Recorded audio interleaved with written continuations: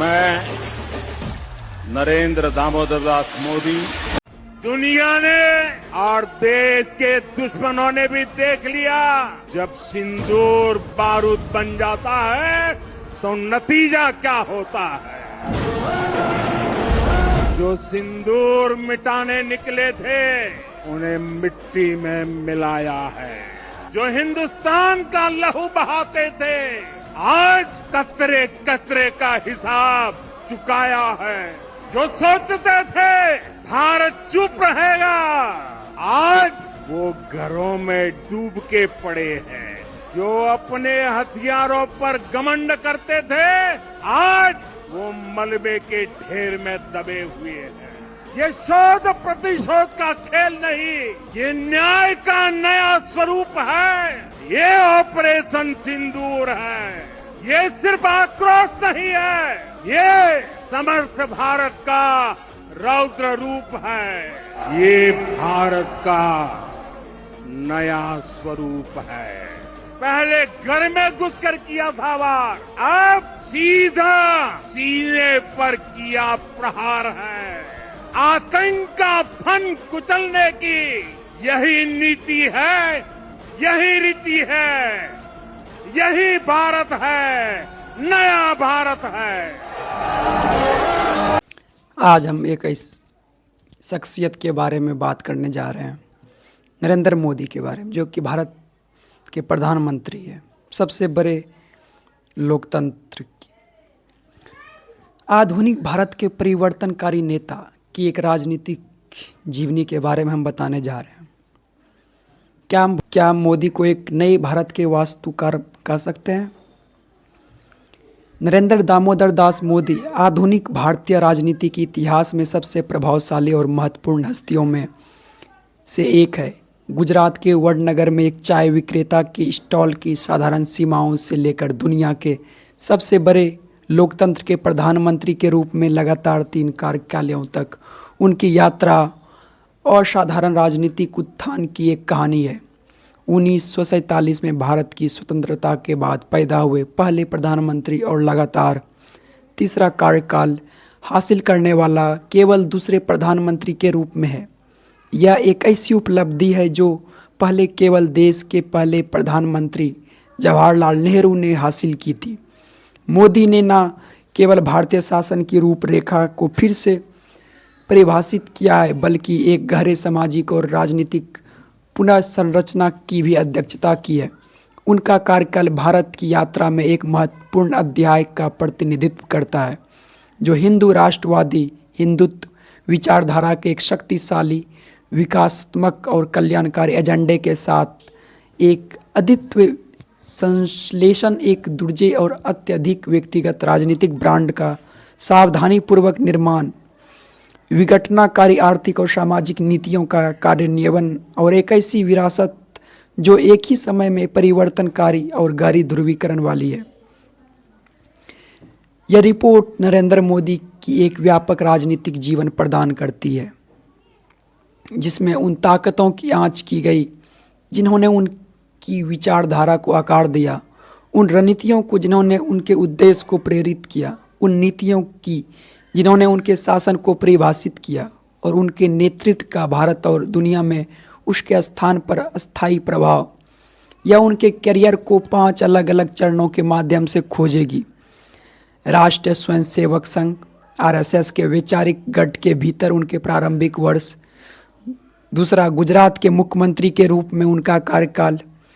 तीसरा, एक ऐसा दौर जिसने उनके शासन के अनूठे मॉडल के लिए एक प्रयोगशाला के रूप में काम किया। 2014 और 2019 के ऐतिहासिक चुनाव अभियानों के माध्यमों से राष्ट्रीय सत्ता पर उनकी विजय, उनकी 1 दशक की प्रधानमंत्रिता और जो व्यापक नीतियों पहलों की विशेषता थी, और 2024 के चुनाव के फैसले से आई नई राजनीतिक वास्तविकता।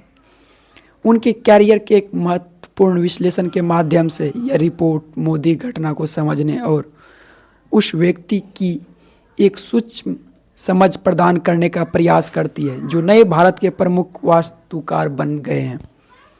चलिए, पहला विचारधारा का गढ़, वडनगर से संघ तक नरेंद्र मोदी के राजनीतिक चरित्र, रणनीतिक सोच और विश्व दृष्टि का निर्माण सत्ता के गलियारों में नहीं बल्कि राष्ट्रीय स्वयंसेवक संघ आरएसएस के अनुशासित वैचारिक रूप से आवेशित वातावरण में हुआ था।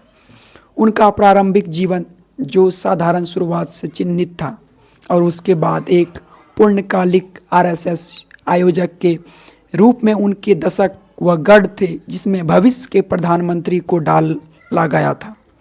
यह अवधि मौलिक थी जिसने उन्हें संगठनात्मक कौशल, वैचारिक स्पष्टता और राजनीतिक नेटवर्क प्रदान किया जो उनकी बाद की सफलता के लिए अनिवार्य साबित होगा। चलिए उनकी शुरुआती प्रारंभिक जीवन के बारे में बात करते हैं। नरेंद्र दामोदर दास मोदी का जन्म 17 सितंबर 1950 को तत्कालीन बॉम्बे राज्य वर्तमान गुजरात के मेहसाना जिले के एक छोटे से शहर वडनगर में हुआ था। वे दामोदर दास, मूलचंद मोदी और हीराबेन मोदी के 6 बच्चों में से तीसरे थे, जो तेल प्रोसेसर्स के घानी समुदाय से संबंधित एक परिवार था जिसे भारत के अन्य पिछड़ा वर्ग ओबीसी में वर्गीकृत किया गया है। यह सामाजिक स्थिति हालांकि उनके शुरुआती राजनीतिक करियर की एक केंद्रीय विशेषता नहीं थी, बाद में उनके राष्ट्रीय अभियानों में रणनीतिक रूप से महत्वपूर्ण होगी। परिवार का वित्तीय संघर्ष मोदी की राजनीतिक कहानी का एक आधारशिला है। उनके पिता एक छोटी सी किराने की दुकान और वडनगर रेलवे स्टेशन पर एक चाय का स्टॉल चलाते थे, जहां एक युवा नरेंद्र कथित तौर पर चाय बेचने में मदद करते थे। यह चाय वाला मूल कहानी उनके 2014 के प्रधानमंत्री अभियान के दौरान एक शक्तिशाली और गूंजने वाला प्रतीक बन गई। इसे भारतीय राष्ट्रीय कांग्रेस में उनके मुख्य राजनीतिक प्रतिद्वंद्वी की वंशवादी विरासत के साथ गरीबी से उनकी योग्यता आधारित उदय के विपरीत करने के कुशलता से तैनात किया गया था। मोदी ने 1967 में वडनगर में अपनी उच्चतर माध्यमिक शिक्षा पूरी की।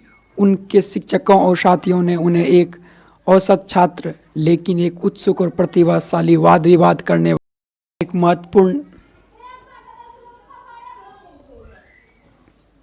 इस अवधि के दौरान उनका निजी जीवन एक महत्वपूर्ण और लंबे समय से छिपी हुई घटना से चिन्हित था। अपनी जाति की परंपराओं को ध्यान में रखते हुए उनके परिवार ने जसोदाबेन चिमनलाल मोदी से उनकी शादी की व्यवस्था की। समारोह तब हुआ जब वे 18 वर्ष के थे और वह 17 वर्ष की थी। हालांकि शादी के तुरंत बाद मोदी ने घर छोड़ दिया और पूरे भारत में 2 साल की यात्रा पर निकल पड़े। दंपति कभी एक साथ नहीं रहे और जबकि उन्होंने कभी तलाक नहीं लिया। शादी कई दशकों तक एक रहस्य बनी रही। उनकी सार्वजनिक घोषणाओं और आधिकारिक फाइलों में इसे स्वीकार नहीं किया गया। यह केवल 2014 के आम चुनाव से पहले था, जब कानूनी रूप से अपनी वैवाहिक स्थिति घोषित करना आवश्यक था कि उन्होंने सार्वजनिक रूप से पुष्टि की कि वे शादीशुदा थे। जीवनकारों ने सुझाव दिया कि यह गोपनीयता आरएसएस के भीतर उनके कैरियर के लिए आवश्यक थी, क्योंकि एक पूर्णकालिक प्रचारक बनने के लिए पारंपरिक रूप से ब्रह्मचर्य की शपथ की आवश्यकता होती है। यह प्रकरण उस सावधानीपूर्वक छवि प्रबंधन का एक प्रारंभिक उदाहरण प्रकट करता है। उनके राजनीतिक कैरियर की एक पहचान पाकिस्तान को आतंक की बीमारी से मुक्त करने के लिए पाकिस्तान के अवाम को आगे आना होगा। सुख चैन की जिंदगी जियो, रोटी खाओ, वरना मेरी गोली तो है ही। भाइयों बहनों, मैंने घर छोड़ा खुद के लिए नहीं, मौज मस्ती के लिए नहीं, मेरे देश के लिए। ये मेरा देश, यही मेरा परिवार है। 140 करोड़ भारतवासी, यही मेरा परिवार है।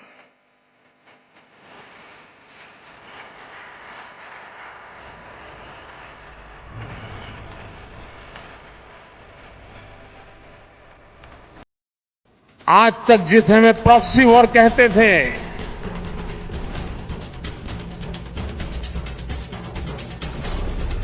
6 मई के बाद जो दृश्य देखे गए, वो उसके बाद हम इसे प्रॉक्सी वॉर कहने की गलती नहीं कर सकते। और इसका कारण है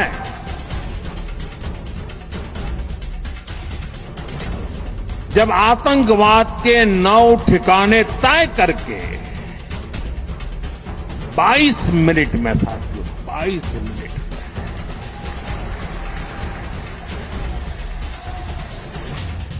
उनको ध्वस्त कर दिया।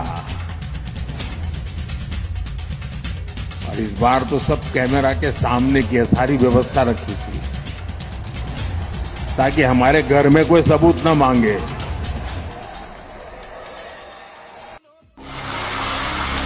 मकसद है तो मेरा देश अजरा अमर है। दुनिया याद करे तो मेरे देश को याद करे, मेरे देश के भविष्य को देखें, मेरे देश के लिए दुनिया गर्व से कहें ये एक देश है जो मानव कल्याण का रास्ता दिखा सकता है। विश्व को संकटों से बाहर निकालने का सामर्थ्य इस धरती में है, ये दुनिया को पता चले। मोदी की छवि चमकाने में मुझे इंटरेस्ट नहीं है, हिंदुस्तान की छवि चमकाने के लिए जिंदगी खपाने में मुझे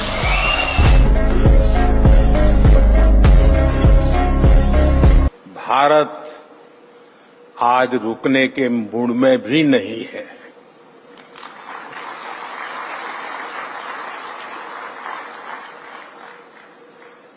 हम न रुकेंगे न हम थमेंगे। हम 140 करोड़ देशवासी मिलकर तेजी से आगे बढ़ेंगे। मैं नरेंद्र दामोदर दास मोदी